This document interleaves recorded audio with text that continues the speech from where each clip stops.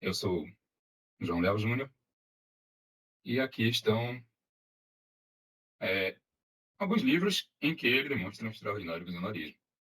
Ele pediu que foi um escritor de ficção científica e, assim, aqui, por exemplo, temos livros sobre terraformação de Marte, de outro planeta, sobre aquecimento global, sobre um neo-lombrosianismo, em que o computador consegue descobrir, uma inteligência artificial, quem vai cometer crimes ou não, coisa que está acontecendo, inclusive no Reino Unido, já que lá é a inteligência artificial que ajuda os juízes e as juntas de condicional decidir se podem soltar ou não um criminoso, um condenado.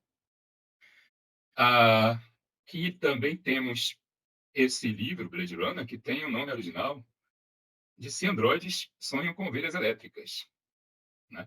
E O Homem no Castelo Alto, que é uma realidade alternativa em que a Alemanha nazista e o Japão ganharam a guerra, a Segunda Guerra Mundial. Esses livros, esses dois últimos livros, na verdade, são uma viagem empática, né? Uma jornada empática, inusitada, porque quem percorre essa jornada são androides, são replicantes que, a princípio, não teriam empatia. Tanto que, para descobrir, né, se há replicante, há algum replicante amotinado na Terra, é feito um teste chamado teste Voigt-Kamp. Esse teste é como o teste de Turing, só que para verificar se a pessoa é empática ou não. Se não for, aí ele deve ser um replicante. Só que os replicantes começam a desenvolver uma empatia entre eles, de modo que eles se auxiliam, né? E o que eles querem é simplesmente viver mais, porque eles têm uma programação de morrer com 5 anos. E nessa situação, o líder deles, o Roy, faz uma verdadeira jornada, que se assemelharia às fases da morte que vocês veem aí no episódio de House, né? Que ele apresenta essas fases para a doutora Cameron. E realmente, assim, há um aparecimento do amor e da empatia, tanto nos replicantes, principalmente no líder deles, chega a se apaixonar, a amar uma delas, como também no Deckard, que aí é que está. Ridley Scott falou isso, que ele é um replicante. Mas há dúvidas até hoje se é ou não é. Se a ideia do Dick era que fosse ou não. Né?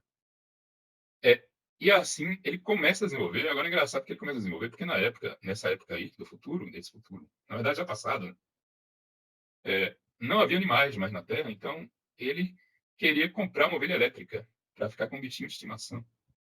Né? E, assim, no momento final do filme, a gente tem um monólogo do Roy Batty. Não vou dizer como é, porque vai que alguém não assistiu, então eu vou dar um spoiler desse. Né? Mas é um momento fabuloso que definiu o Rutger Hauer como um grande ator, né? Que morreu agora recentemente. Daí, nós temos também a empatia em O Homem do Castelo Alto. Esse livro, na verdade, foi uma consequência do outro. Pode-se dizer até que os androides foram assim uma viagem empática do Dick para tratar dessa anti-empatia, né, decorrente do nazismo, que tomou conta da Alemanha, teria talvez tomado conta do mundo inteiro se, vamos dizer, os nazistas descobrissem antes da a bomba atômica, conseguissem lançar ela nos Estados Unidos, né? Não é uma realidade tão difícil de ter acontecido, não. Então, o que é que houve aí? É, em Um Homem no Castelo Alto,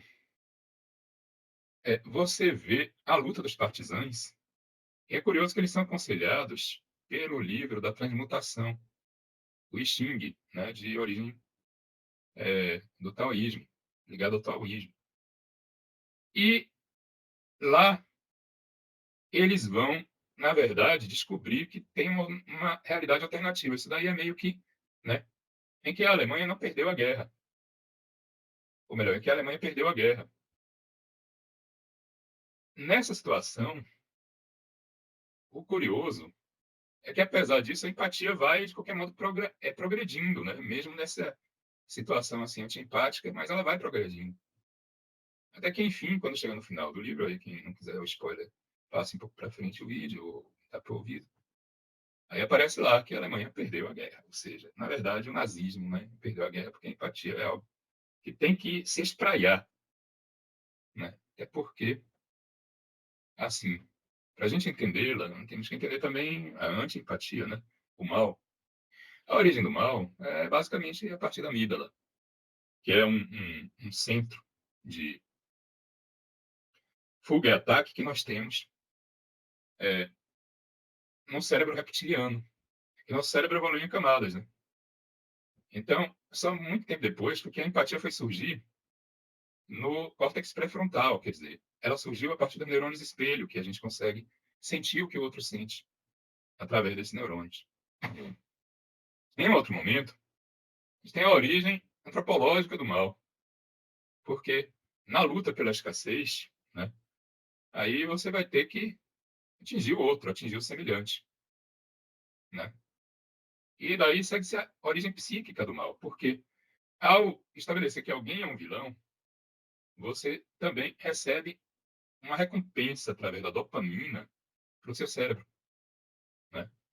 Então, na hora que você vê um vilão morrendo no fim do filme, né, e você faz, aquilo dali é dopamina, a descarga dopamínica. Você vê um filme de ação para ver o vilão morrer no final e levar uma dopamina, né? Agora, só que isso pode escambar para você entender que é vilão gente que, sei lá, tipo judeus, né? Foi isso que aconteceu. E aí você tem o mal da força, que é o mal de considerar, né, esses inimigos de uma forma altamente arbitrária, né, e que seja por quem tem a condição de revelar isso como uma sociopatia, né, levando a um genocídio. Então, pode-se dizer que nessa Alemanha nazista, o mal da força, o forte, tenha sido Hitler, Goering, Himmler. Tem também o mal da insídia, daquele que não é tão forte, mas de alguma maneira consegue, né, se aparatar para chegar até aquilo ali. Talvez nessa história também do nazismo isso tenha acontecido, se, como muitos confabulam, como muitos é, acham, o Hitler e seus asseclas tenham incendiado o Reichstag para propiciar a ascensão do Partido Nazista, né, na Alemanha, pondo a culpa nos sociais-democratas. E a gente tem também o mal da fraqueza, como Hannah Arendt falou naquele livro dela, sobre o julgamento de Eichmann em Jerusalém, né? A banalidade do mal.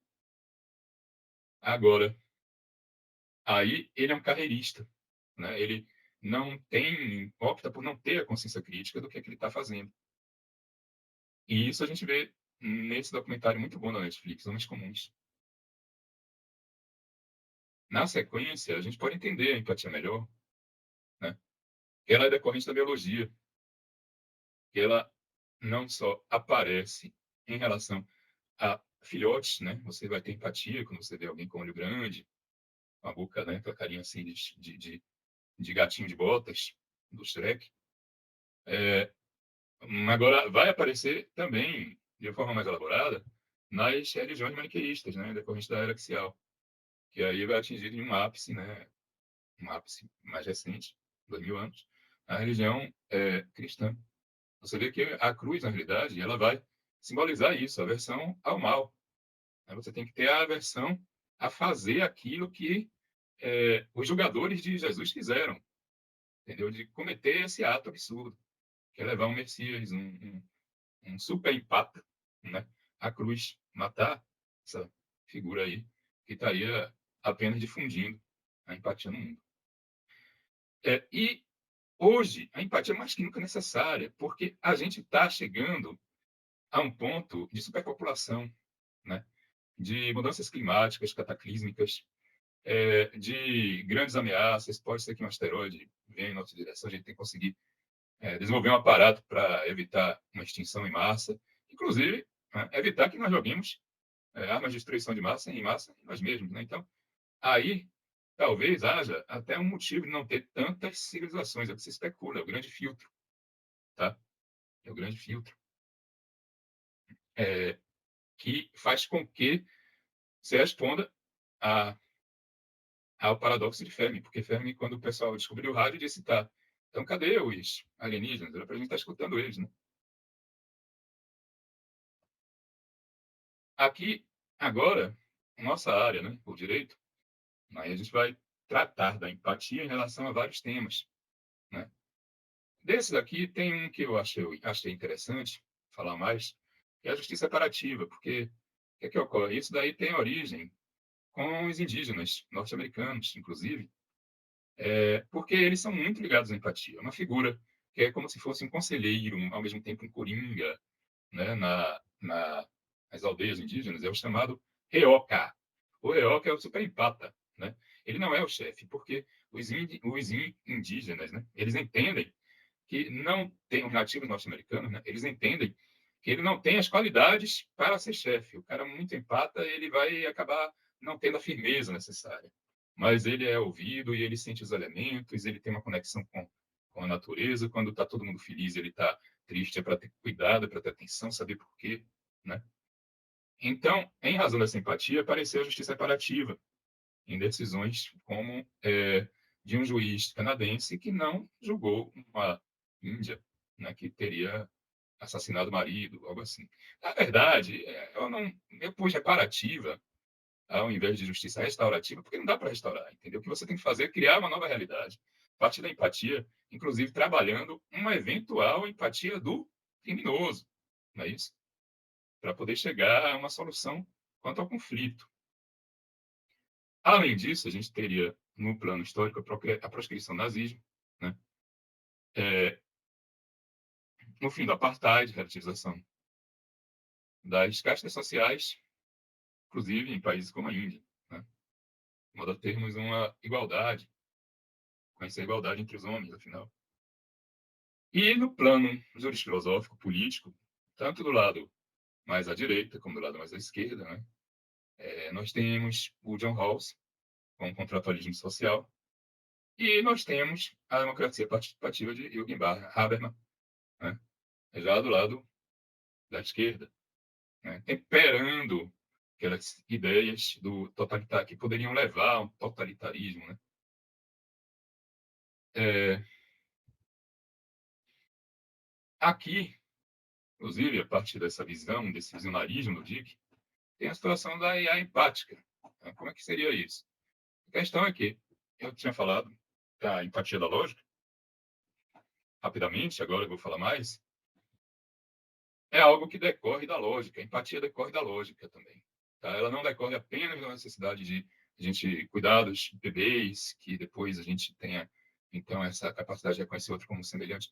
Não, é muito mais lógico que você coopere com qualquer criatura, com qualquer ente inteligente, ou use bem as coisas, né? A natureza. Então, por conta disso, se você deixar um computador adquirir algum tipo de inteligência, né, através desses logaritmos, né, não vamos chegar ao ponto de dizer que estão conscientes ou não, isso aí o pessoal diz que não, porque a fisiologia do cérebro é bem diferente, né? Então, ela vai se tornar empática. E essas tabelas que foram publicadas na Super de agosto, inclusive a matéria está disponível, né, no site para se não estiver mais na banca, você vai ver que a inteligência artificial pode se tornar, inclusive, mais empática que nós mesmos, né? Então, é um visionarismo que o Dick teve e que chegou até nós, né? Então, assim, se ele equiparou, vamos dizer, essa nova espécie criada pelos homens, pela humanidade, os replicantes, aos judeus, né? Equiparou a organização que eles teriam criado, né? Que queria matá-los e tal, aos nazistas, né? Agora, isso pode estar acontecendo também em relação à inteligência artificial. Ela pode nos ajudar, talvez, de forma decisiva, inclusive, né, a evitar esse grande filtro, entendeu? Que sejamos restritos, tomados, parados pelo grande filtro. Como conclusões perspectivas, eu passo vocês aí a um livro meu que tem aí essa... Eu não sei se dá para copiar, tá? Aí, na hora que eu subir para o YouTube, eu vou botar esse link na descrição, de modo que vocês possam baixar e ver meu livrinho sobre empatia. E de maneira de dizer, porque, na verdade, tem vários assuntos lá, tem de tudo. Okay? Vocês podem ver desde viagens espaciais até as questões da criação da civilização ocidental. Né? Então, leiam um livro. Deem uma lida no livro, entendeu? Podem ler partes e tal, que vocês vão gostar. Eu quero mais é que ele seja difundido. Então, obrigado a todos. Até logo, tudo bem? Podendo, se tiver subido aí, dê um like, viu? E se tiver no canal, alguma hora, aí podem se inscrever. Um abraço. Eu sou João Léo Júnior e aqui estão é, alguns livros em que ele demonstra um extraordinário visionarismo. Ele pediu que foi um escritor de ficção científica e, assim, aqui, por exemplo, temos livros sobre terraformação de Marte, de outro planeta, sobre aquecimento global, sobre um neolombrozianismo, em que o computador consegue descobrir uma inteligência artificial quem vai cometer crimes ou não, coisa que está acontecendo, inclusive no Reino Unido, já que lá é a inteligência artificial que ajuda os juízes e as juntas de condicional a decidir se podem soltar ou não um criminoso, um condenado. Aqui também temos esse livro, Blade Runner, que tem o nome original de Se Androides Sonham com Ovelhas Elétricas, né? E O Homem no Castelo Alto, que é uma realidade alternativa em que a Alemanha nazista e o Japão ganharam a guerra, a Segunda Guerra Mundial. Esses livros, esses dois últimos livros, na verdade, são uma viagem empática, né? Uma jornada empática, inusitada, porque quem percorre essa jornada são androides, são replicantes que, a princípio, não teriam empatia. Tanto que, para descobrir, né, se há replicante, há algum replicante amotinado na Terra, é feito um teste chamado teste Voigt-Kamp. Esse teste é como o teste de Turing, só que para verificar se a pessoa é empática ou não. Se não for, aí ele deve ser um replicante. Só que os replicantes começam a desenvolver uma empatia entre eles, de modo que eles se auxiliam, né? E o que eles querem é simplesmente viver mais, porque eles têm uma programação de morrer com 5 anos. E nessa situação, o líder deles, o Roy, faz uma verdadeira jornada, que se assemelha aí às fases da morte que vocês veem aí no episódio de House, né? Que ele apresenta essas fases para a doutora Cameron. E realmente, assim, há um aparecimento do amor e da empatia,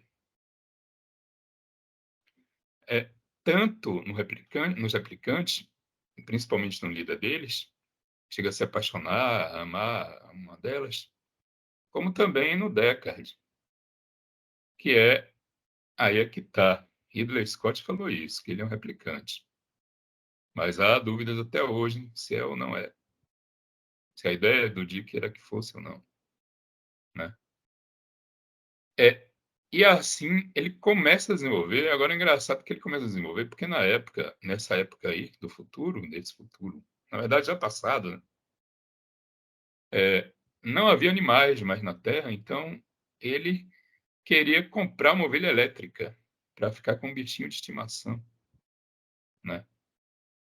E assim, no momento final do filme, a gente tem um monólogo do Roy Batty. Não vou dizer como é, porque vai que alguém não assistiu, então não vou dar um spoiler desse, né?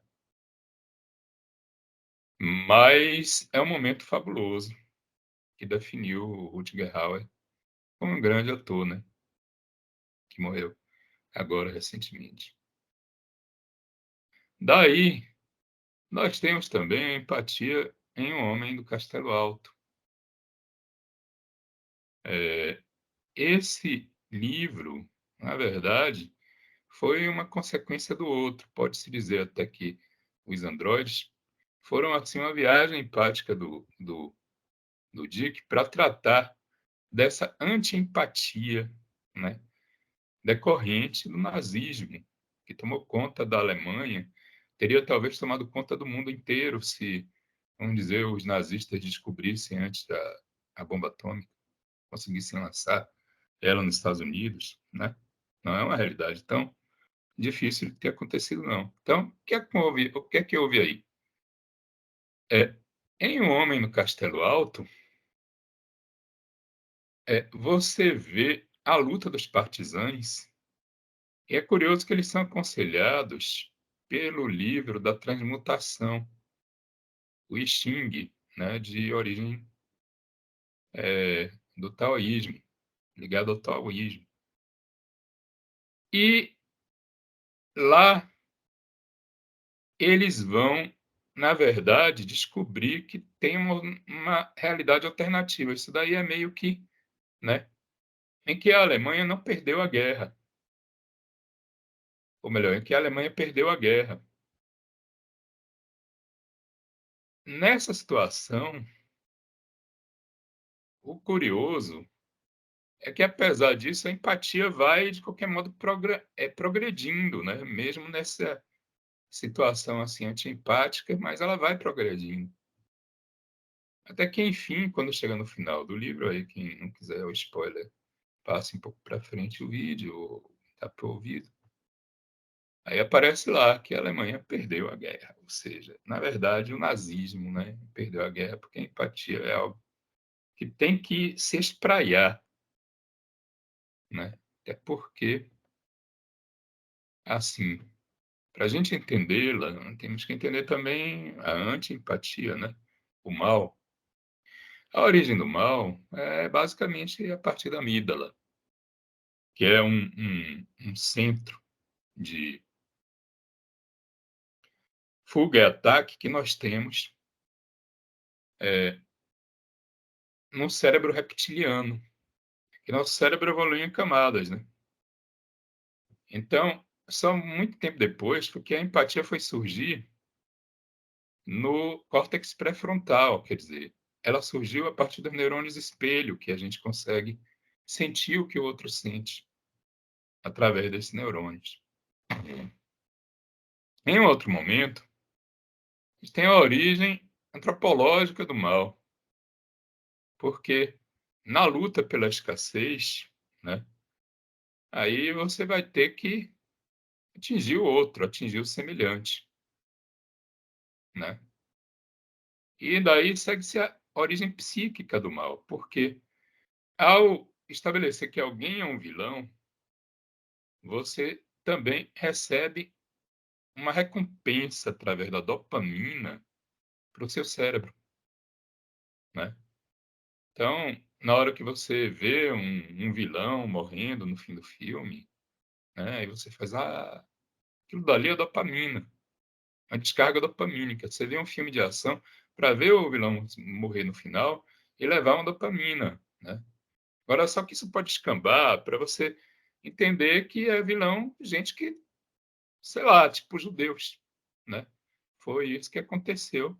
E aí você tem o mal da força, que é o mal de considerar, né, esses inimigos de uma forma altamente arbitrária, né, e que seja por quem tem a condição de revelar isso como uma sociopatia, né, levando a um genocídio.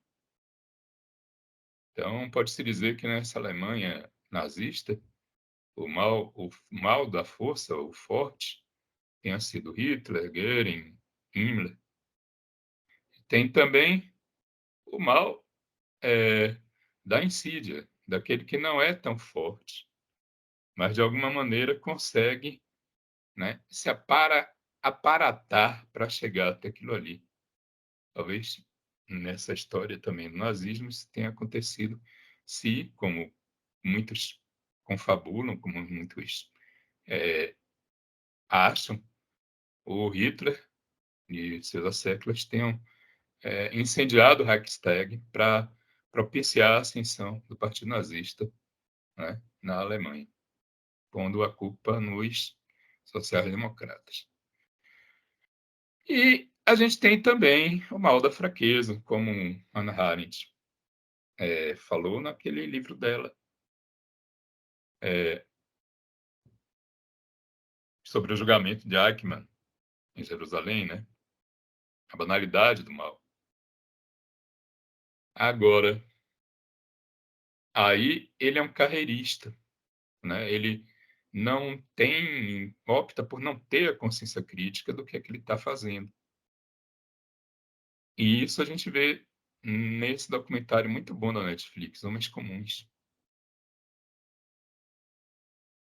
Na sequência, a gente pode entender a empatia melhor, né? Que ela é decorrente da biologia, que ela não só aparece em relação a filhotes, né? Você vai ter empatia quando você vê alguém com olho grande, com a boca, né? Aquela carinha assim de gatinho de botas do Shrek. Agora vai aparecer também de uma forma mais elaborada nas religiões maniqueístas, né? Decorrente da era axial, que aí vai atingir em um ápice, né? Um ápice mais recente, 2000 anos, a religião cristã. Você vê que a cruz, na realidade, ela vai simbolizar isso, a aversão ao mal, né? Você tem que ter a aversão a fazer aquilo que os julgadores de Jesus fizeram, entendeu? De cometer esse ato absurdo, que é levar um Messias, um super empata, né?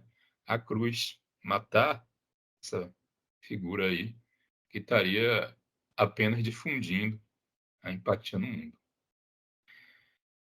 E hoje a empatia é mais que nunca necessária, porque a gente está chegando a um ponto de superpopulação, né?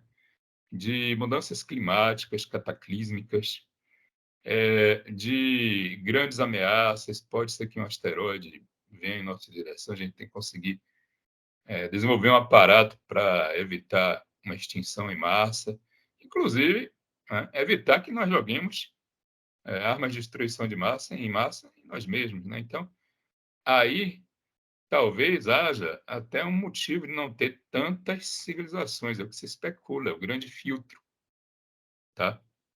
É o grande filtro, que faz com que se responda a ao paradoxo de Fermi, porque Fermi, quando o pessoal descobriu o rádio, disse: "Tá, então cadê os alienígenas? Era para a gente estar escutando eles, né?".